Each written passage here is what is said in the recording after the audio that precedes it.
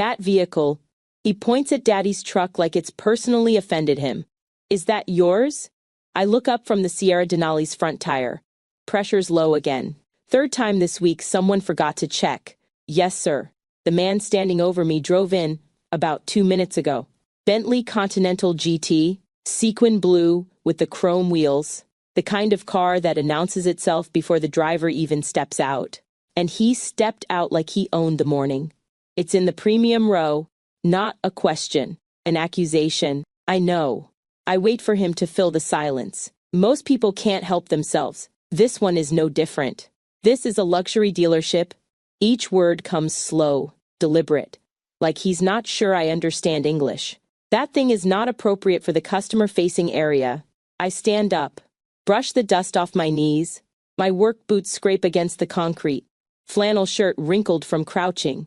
Rubber band barely holding my hair back. He takes all of this in, catalogs it, files it under not worth my time. I'm looking at a vehicle that costs more than most houses, he continues, and I have to see that eyesore through the window?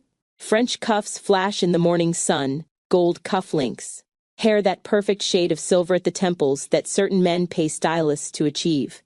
Germaine appears beside him, face tight. Sir, I can absolutely help you with. I want someone to move it.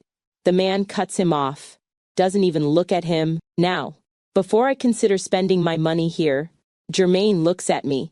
I look at the truck. It stays. Something shifts in his face. Not anger, not yet. Confusion. The thing is, I've done this before. Not this exactly, but this dance.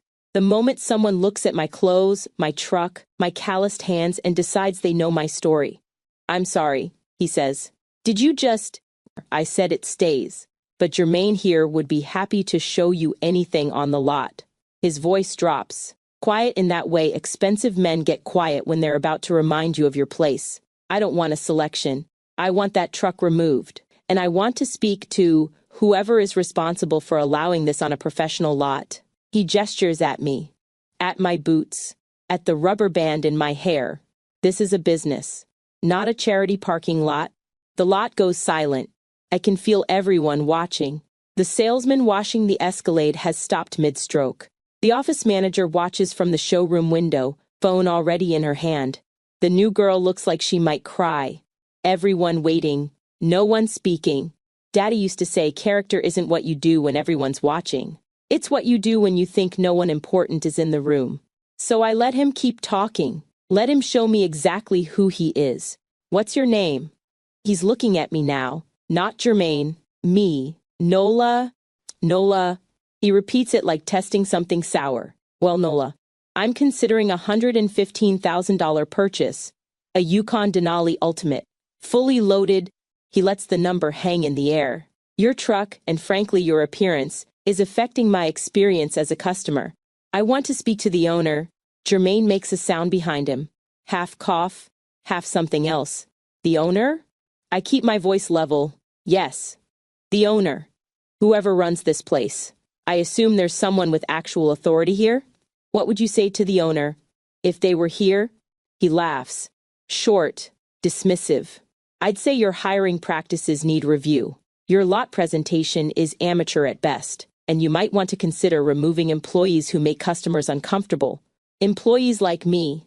Employees exactly like you. 4 words. That's all it takes sometimes. The dealership has gone completely silent. I can hear traffic on the highway half a mile away. Tell you what, I let the words come slow. Why don't you look at the Denali first? Take your time. And I'll see about getting the owner. He smiles. Victorious. Finally. Someone with sense. He walks toward the showroom, Germaine trailing behind with that look people get when they know something's about to happen. And I watch him go. Welcome to the hearth, friends. Come sit with us. There's a particular cruelty in being looked through, not insulted, that at least acknowledges you exist, but dismissed, catalogued as background noise. Employees exactly like you. 4 words that tell Nola everything she needs to know about this man, and nothing accurate about herself. What he sees, work boots, flannel, a rubber band. What he misses, everything that actually matters. But here's what I find fascinating about tonight's story. Nola doesn't correct him. She doesn't reveal her hand. She watches and waits and lets him show her exactly who he is when he thinks no one important is listening.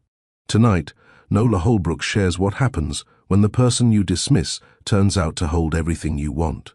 This is a story about patience, about inheritance, about the difference between what we wear and who we are. If you believe appearances can lie, and that the people in work boots sometimes own the building, please subscribe to join our Hearth family. These stories matter because they remind us to look twice. Now, Nola. Before we see how this ends, I need to understand something. That truck, the one he called an eyesore. Tell me about the truck. The truck. It's been mine for 11 years now. Daddy's name is still on the registration, technically. I remember the woman at the motor vehicle office. Asked twice if I wanted to change it. I signed where they pointed, left his name in faded blue ink. Daddy bought that truck in 1987. Paid cash. $3,000.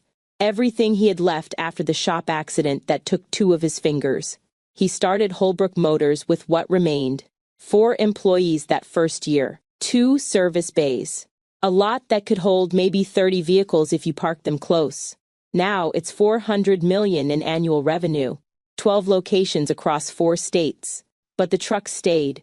It stayed because Daddy drove it every single day until cancer made his hands shake too much to grip the wheel. It stayed because of what he said when he handed me the keys in that hospital room. His palm yellow from jaundice, his voice barely a whisper. Don't you let them take it. Don't you let them change what we are. He died 3 days later. The truck stayed. I kept his rosary hanging from the rearview mirror. Wooden beads worn smooth from decades of his fingers. I kept his dented thermos from 2009.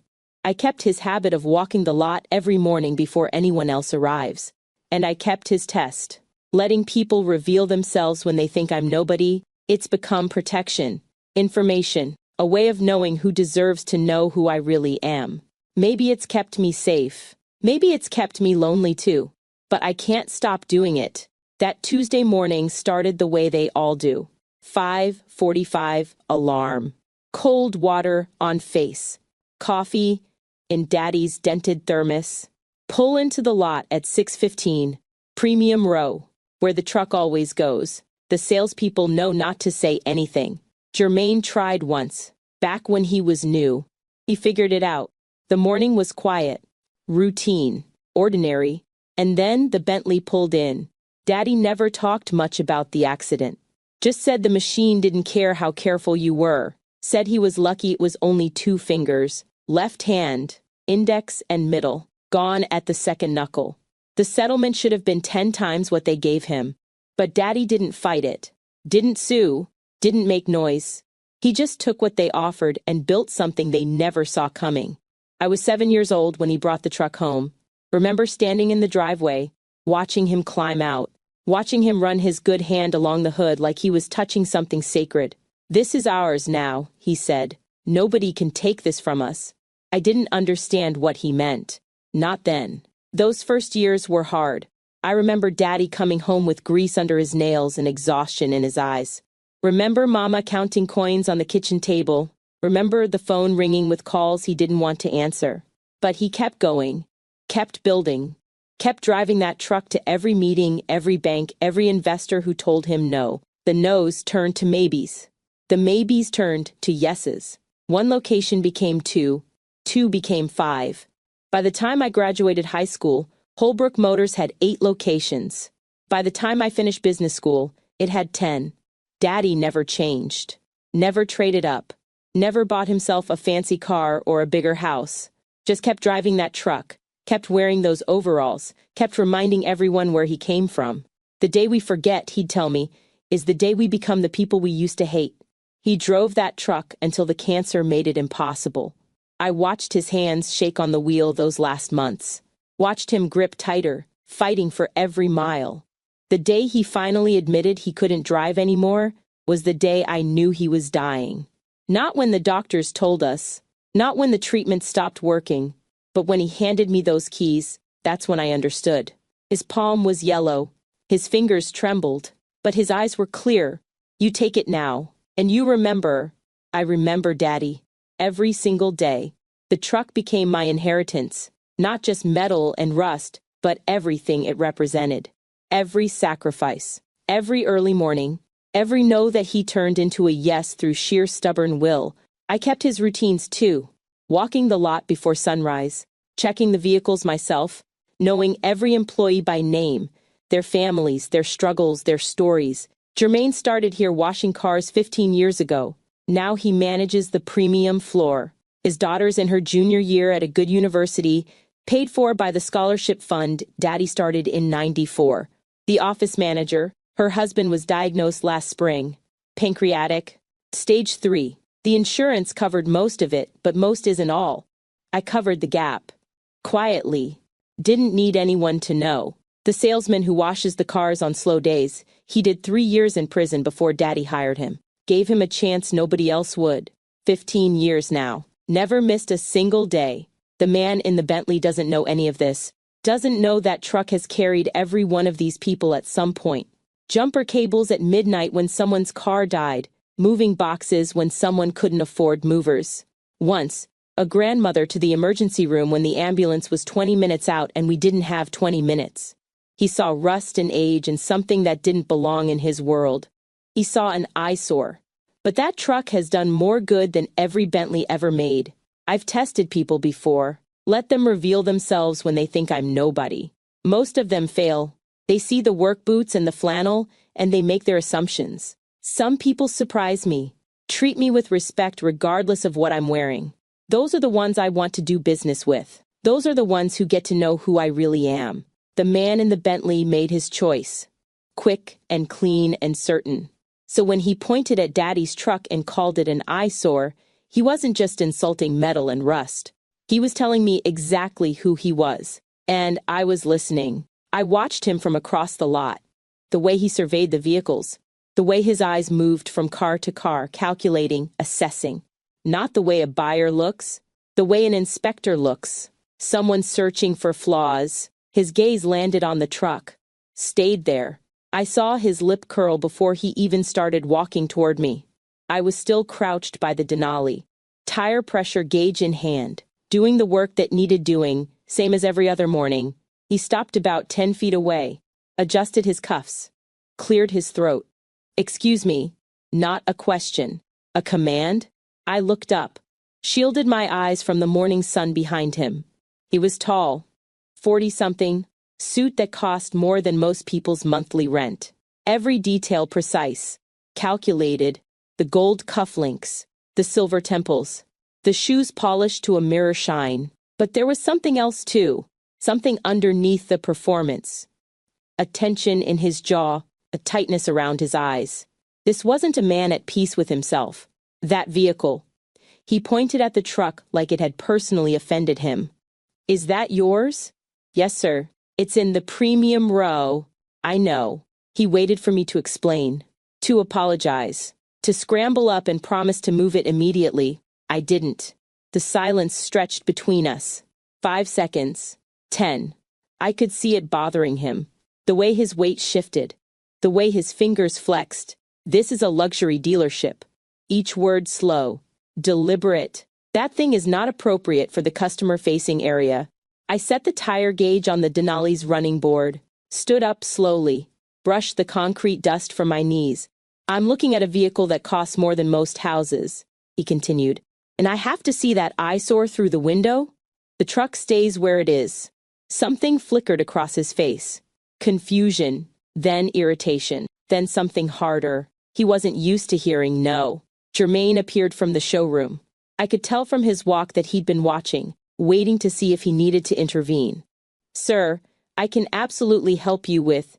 I want someone to move it. The man didn't even glance at Jermaine. Now. Before I consider spending my money here. Jermaine looked at me. I gave him the smallest shake of my head. I'm sorry, sir, but that vehicle belongs to. I don't care who it belongs to. The man's voice had dropped. Gone cold. I want to speak to whoever is responsible for allowing this kind of presentation on a professional lot. He gestured at me. At my boots. At the rubber band in my hair. This is a business, not a charity parking lot. The words hung in the air. I'd heard worse. Been dismissed by people with more money and less manners. But something about the way he said it, the casual cruelty of it, made me want to see exactly how far he'd go. "What's your name?" I asked. He blinked, surprised by the question. "Barrett. Barrett Crane." "Well, Barrett." I kept my voice even. "You said you wanted to speak to the owner." "That's correct. And what would you say to the owner, if they were here right now?" He laughed. Short, dismissive. "I'd say your hiring practices need review, that your lot presentation is amateur, that you might want to consider removing employees who make customers uncomfortable. Employees like me, employees exactly like you." The lot had gone quiet. I could feel everyone watching, waiting. This was the moment. The fork in the road. He could apologize.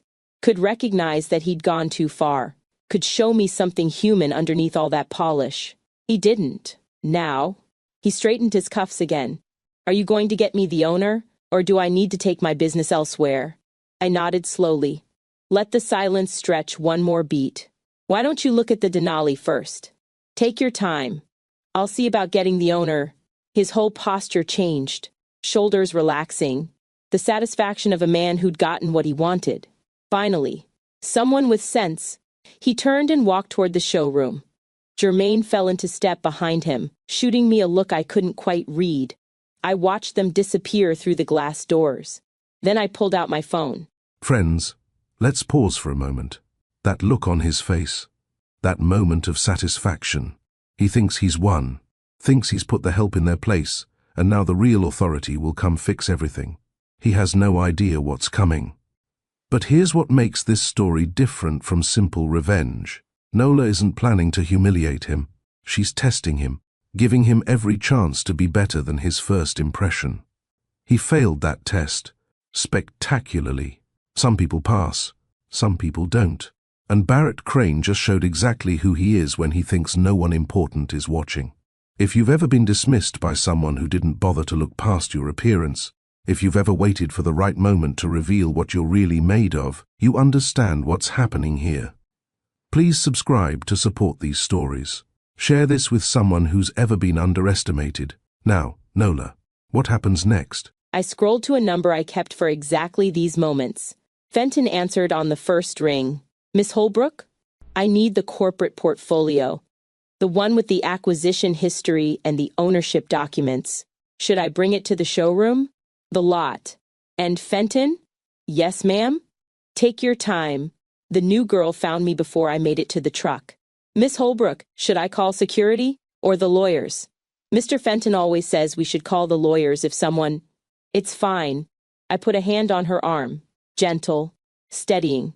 "Go help with the trade-in paperwork. I'll handle this." She nodded, still wide-eyed. But she went. I walked to Daddy's truck, opened the passenger door, sat on the bench seat and left the door open so the morning air could move through. The leather was cracked under my legs. Brown once, now faded to caramel from years of sun through the windshield. The passenger visor had fallen off 6 years ago. Never replaced it. Daddy's rosary hung from the rearview mirror. I reached up, let the wooden beads slide through my fingers the way he used to.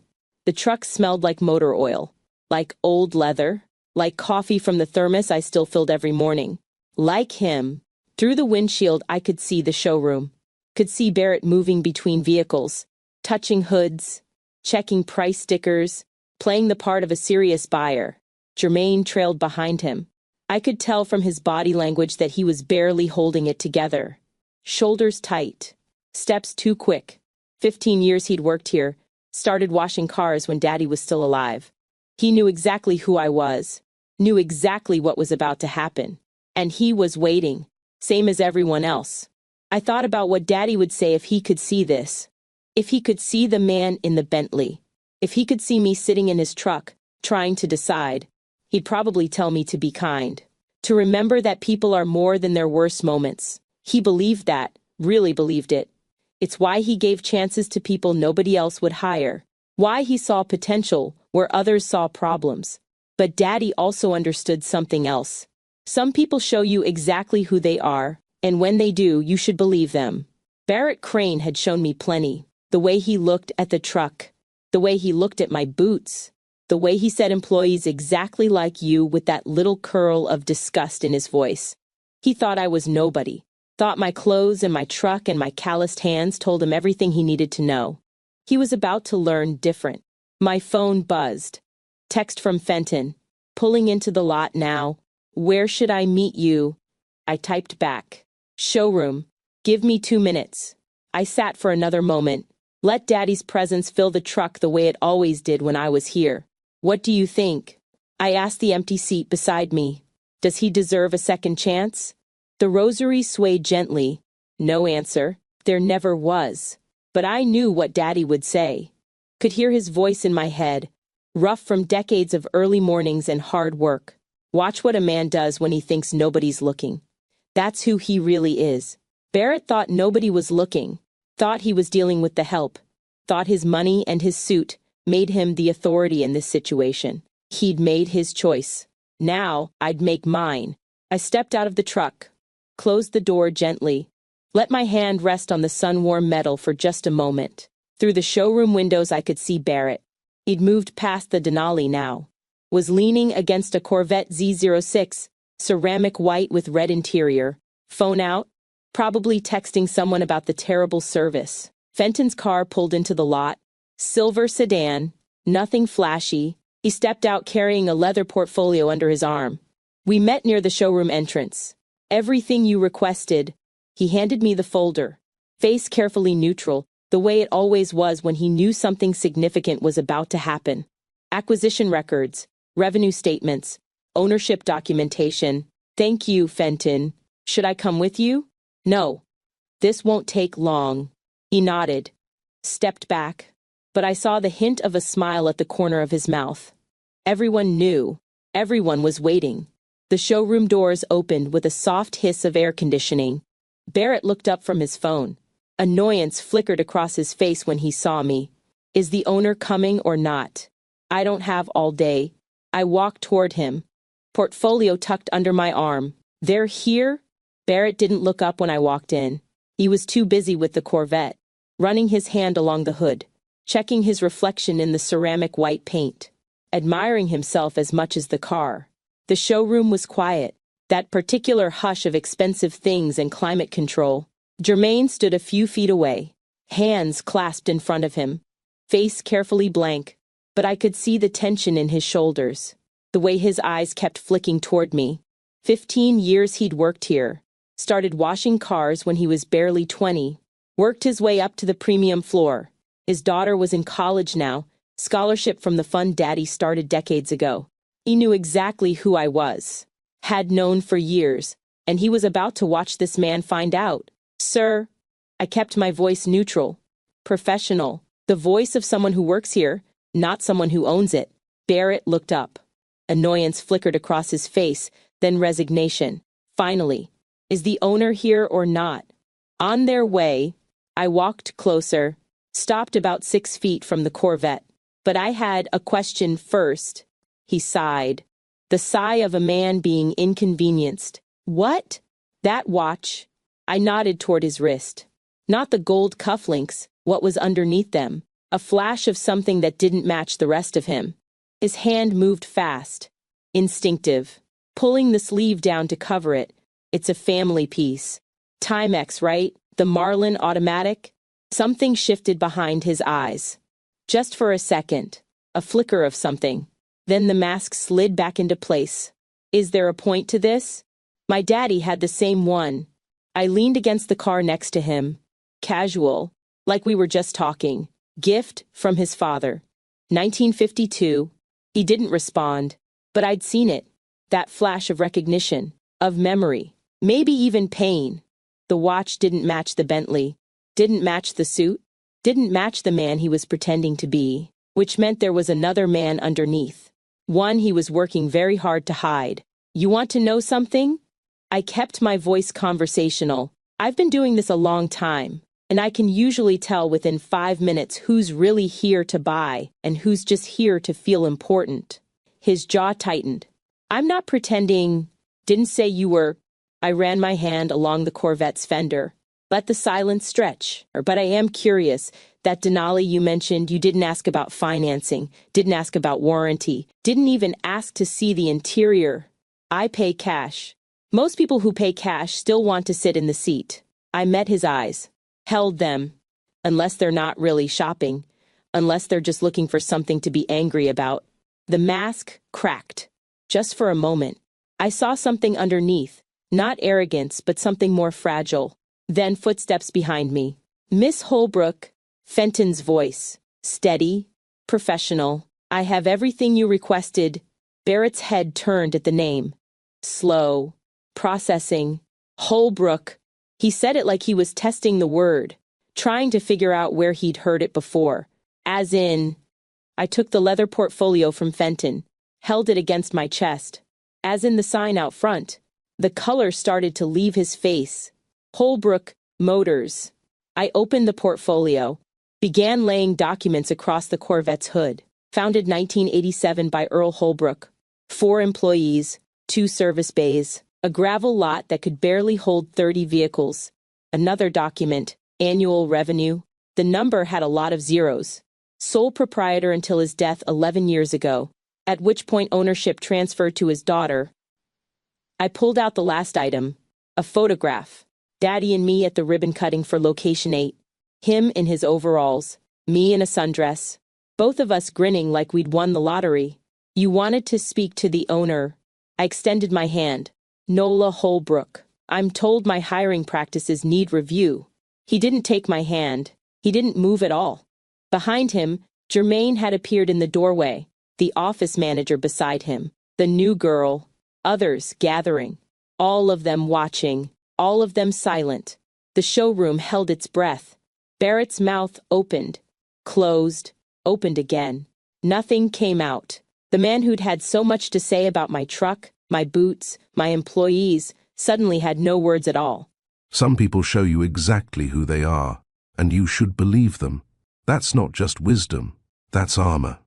That's the lesson of a woman who spent years watching people reveal themselves and deciding who deserves to know who she really is. The documents are spread across that Corvette's hood. The truth is staring him in the face. And Barrett Crane, the man who walked in here so certain of his own superiority, has nothing left to say. This is the moment before the reckoning. The silence before the storm breaks. If you've ever waited for the exact right moment to show someone who you really are, if you've ever let someone dig their own grave while you stood there holding the shovel, you understand what's happening here. Please, subscribe. Share this with someone who's been underestimated. These stories are your stories. Now, Nola, what does he do next? He still hadn't moved. The documents lay between us like evidence at a trial. And for the first time since he stepped out of that Bentley, Barrett Crane was completely silent. The silence stretched. 10 seconds. 20. 30. Barrett stood frozen. Documents spread before him like evidence at a trial. The photograph of Daddy and me staring up from the Corvette's hood. His hand, the one with the hidden Timex, hung limp at his side. I owe you an apology. The words came out rough. Dragged from somewhere deep. You do. I didn't soften it. Didn't make it easier. He'd spent the last half hour telling me exactly who he was. The least I could do was let him sit in it. He searched for a word. Couldn't find one. I was wrong. About all of it. I studied him. Really looked at him for the first time since he'd stepped out of that Bentley. The suit that cost too much. The cufflinks that tried too hard. The silver temples and the careful tan, and the whole polished performance of a man who wanted the world to see success. And underneath it all, a Timex watch hidden like a shameful secret. That watch? I nodded toward his wrist. The one you keep covering up. That was your grandfather's?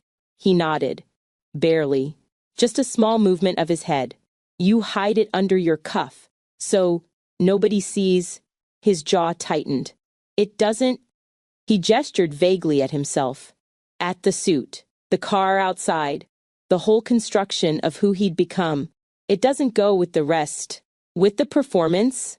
He flinched. The Bentley. The suit. The attitude. I kept my voice even. Not cruel, But not kind either. It's all a performance, isn't it? He didn't answer, but his silence was answer enough. My daddy wore overalls to every meeting he ever took. I picked up the photograph from the hood, looked at his face. That grin, those work-roughened hands. Bankers, investors, city officials, never changed, never apologized for who he was. I set the photo down gently. You know what he used to say? The people who matter don't care what you're wearing, and the people who care what you're wearing don't matter. I smiled. Small, genuine. Took me years to understand what he meant. Barrett's eyes moved to the photograph, to Daddy in his overalls, to me in my sundress, to the ribbon we were cutting, back when 12 locations seemed like an impossible dream. I'm going to be honest with you, Barrett. He met my eyes. Something had shifted in his face. The arrogance was gone. The performance had cracked. What was left looked almost human. I'm not going to sell you that, Denali. Not today. Maybe not ever. He nodded, like he'd expected it, because the way you treated me, the way you talked about my people, that matters. That's real. I gestured toward the doorway where Jermaine and the others still stood watching. No amount of money makes that acceptable. He flinched again. Slight but visible. But I held up a hand. I'm also not going to pretend I didn't see that watch. Or the way you hid it. What does that tell you? That you're carrying something. I pushed off the Corvette, took a step toward him. Something you're embarrassed about. And you've built all this. I gestured at his suit, his car outside, everything about him. To cover it up, he didn't deny it. Daddy started this company with $3,000 and a truck that's still parked outside. I reached into my back pocket, pulled out a business card. He never pretended to be anything he wasn't. And that truck is going to sit in my premium lot until the rust takes it, because it reminds me who I am. I held out the card. When you figure out who you are, the real version, not this version, give me a call. We can talk about trucks then. He looked at the card, didn't take it. Then something I didn't expect. He laughed. Short, broken, real, not the dismissive laugh from earlier, not the performance of a man who thought he was better than everyone around him. This was something raw, something honest. I drove a pickup until I was 26. His voice had changed. Softer now, stripped of the polish. 84 Chevy, burgundy, bench seat. What happened to it? He looked out the showroom window, at the lot, at the customers coming and going, at Daddy's truck sitting in premium row like it owned the place. Sold it. He said it like a confession. First thing I did when the company went public, bought the Bentley that same day. You miss it? He was quiet for a long moment. Every day, I pressed the card into his hand, closed his fingers around it. That truck outside isn't pretty, it's not polished, but it's real, and it's been there for everyone who works here whenever they needed it. He looked at the card, then at me, then at the documents still spread across the hood. Why? His voice cracked on the word. After what I said, why give me this? I thought about Daddy, about what he would do, about all the chances he gave to people who didn't seem to deserve them. Because I saw that watch. Somewhere under all that performance there's someone you used to be. Someone who drove a burgundy Chevy and wore his grandfather's Timex without hiding it. I nodded toward the door. Find that guy. Then call me. He stood there for a long moment, card in hand, looking at the photograph of Daddy and me, looking at the documents spread across the hood, looking at everything he'd dismissed and everything he'd missed. That truck really isn't an eyesore. His voice was quiet now, almost a whisper. I was just angry at what it reminded me of. What's that? Who the first used to be? He slipped the card into his jacket pocket. Before I decided that wasn't good enough, I gathered the documents from the Corvette, slid them back into the portfolio, picked up the photograph last, traced Daddy's face with my finger before tucking it away. You know what I think, Barrett? He shook his head. I think you walked in here looking for a fight, looking for someone to look down on. Because somewhere along the way you started believing all this. I gestured at his suit, his cuffs, the Bentley visible through the window, was who you really are. He didn't argue. But that watch tells a different story, and so does that Chevy you sold. I walked toward the showroom door, stopped, turned back. The man who drove that burgundy pickup, the one who wore his grandfather's watch. Without hiding it, that man didn't need to tear people down to feel important. Barrett's eyes glistened. Just for a second. Then he blinked it away. What happened to that man, Barrett? He was quiet for a long moment. When he finally spoke, his voice was barely audible. I don't know. I've been looking for him for years. I nodded. Understood more than he probably realized. Then stopped looking in Bentley dealerships. I pushed open the door. Warm morning air rushed in. And maybe start with that card. He walked past me. Slow, heavy, like a man carrying something he'd been trying to outrun for a very long time. Jermaine stepped aside to let him pass. So did the office manager. So did the new girl. So did everyone who'd gathered to watch. Nobody said a word. Barrett paused at the entrance. Hand on the glass. He didn't look back, but he spoke loud enough for me to hear. I'm sorry. For what I said about your employees, about your truck. He paused. About you. I know. He pushed through the door, walked across the lot, got into the Bentley. The engine purred to life. Chrome wheels caught the sun one last time. And then, he was gone. I stood in the doorway for a moment, watching the empty space where the Bentley had been, feeling the weight of the portfolio in my hands, the weight of everything Daddy had built, and everything he'd taught me about who deserves a second chance. Jermaine appeared beside me. You let him go. I did. Most people wouldn't have. I looked at him. 15 years he'd been here. Watched Daddy build this place. Watched me take over when Daddy couldn't anymore. He knew this family better than almost anyone. Most people didn't have my daddy. He smiled. Small. Just for a second. Your daddy would be proud, Miss Holbrook. I looked out at the lot. At the customers coming and going. At the Escalades and the Yukons and the Denali's gleaming in the morning sun. And at Daddy's truck. Still sitting in premium row. Rust and memories and everything that mattered. I hope so. I walked back to the truck. Opened the driver's door this time. Sat behind the wheel where Daddy used to sit. The leather was cracked. The visor was missing. The rosary swayed gently from the mirror. I gave him a chance, Daddy. I ran my hands along the steering wheel. Just like you would have. The morning light came through the windshield. Warm on my face. Somewhere out there, Barrett Crane was driving away in a car that cost more than most people's houses, carrying a business card in his pocket, carrying a grandfather's watch under his cuff, carrying 20 years of pretending to be someone he wasn't. Maybe he'd call. Maybe he wouldn't. But I'd done what Daddy would have done. Seen the person underneath the performance. Offered a hand instead of a fist.